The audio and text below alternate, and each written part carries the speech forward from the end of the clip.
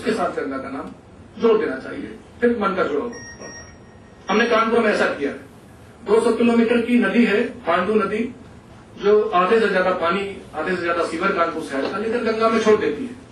हमने उसका नाम पांडु गंगा रखा है और मन से जुड़ाव पैदा हुआ है।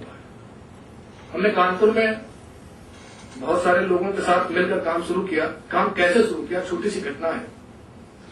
लोग अखबार को बहुत गालियां देते हैं, मैं अखबार में काम करता हूं, मैं 10 साल से पत्रकार हूं, लेकिन राजन भाई के संपर्क में आने के बाद मैं केवल पानी का पत्रकार रह गया हूं। लोग सूचनाएं नहीं देते। गांव में जब बाढ़ आती है तो सूचना मिल जाती है। पानी के लिए काम करने वाले गैर सरकारी संगठन, सरकार के लोग, पर्यावरण के लोग, सोशल एक्टिविस्ट, ये अखबार से चोरी करते हैं। उन्हें बाढ़ की सूचना देते हैं, लेकिन सुखाड़ की सूचना नहीं देते कि 5 साल बाद यहां सूखा होने वाला है।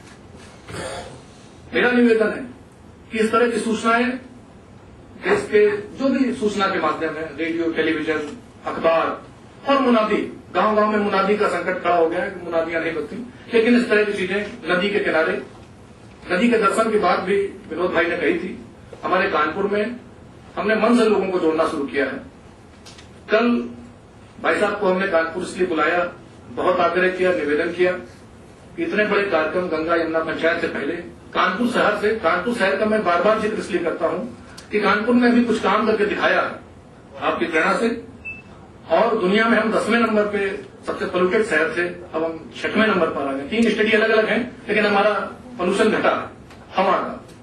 अब हम पानी का पोल्यूशन घटाना चाहते हैं, तो छोटी नदियों की डिसिल्टिंग की बात शुरू होनी चाहिए। इस देश में तालाब साफ होते हैं, श्रमदान से साफ होते हैं, या सरकार साफ करती है। और मनरेगा की बात जो भाई ने कही कि पूरे उत्तर प्रदेश में जो तालाब बनाए जा रहे हैं, जो तालाब खोदे जा रहे हैं, वो पानी के नेचुरल फ्लो को ध्यान में रखकर नहीं खोदे जा रहे हैं। 15-15, 12-12, 14-14 फीट की ऊंचाई पर तालाब खोद दिए गए हैं, और सरकार कहती है कि पंपिंग सेट चलाओ और तालाब भरो। तालाब खोदो, फिर पंपिंग सेट चलाकर ग्राउंड वाटर निकालकर तालाब भरो। तो इस देश में इस मूर्खतापूर्ण काम है। इन कामों का बहुत जबरदस्त विरोध होना चाहिए। और सूचना का अधिकार एक जबरदस्त अधिकार है। हमने घूस का घूसा अभियान पूरे देश में हमने चलाया, मिलकर चलाया, और उसकी एक उपलब्धि है कि उत्तर प्रदेश में अब राज्य सरकार को तालाबों का हिसाब देना पड़ रहा है।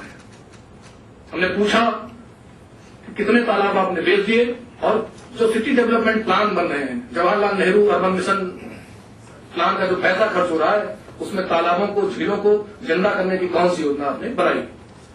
मुझे लगता है कि इस काम को शुरू करना चाहिए। और हमारे यहाँ कानपुर में सबसे बड़ा दूध का संकट होता है, पूरे उत्तर प्रदेश में दूध का संकट है। स्कूलों के टूर जो दूध को प्रोक्योर करने वाली फैक्ट्रियां हैं, वहां हुआ करते थे।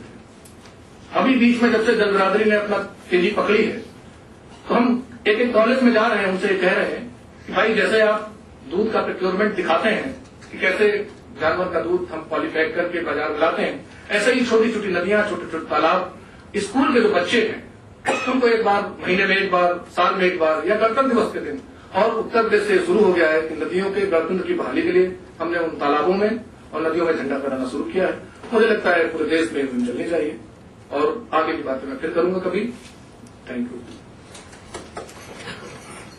गंगा जमुना पंचायत के माध्यम से हिंदुस्तान के विभिन्न क्षेत्रों की नदियों पर काम कर रहे हमारे साथी यहाँ एकत्रित हुए हैं।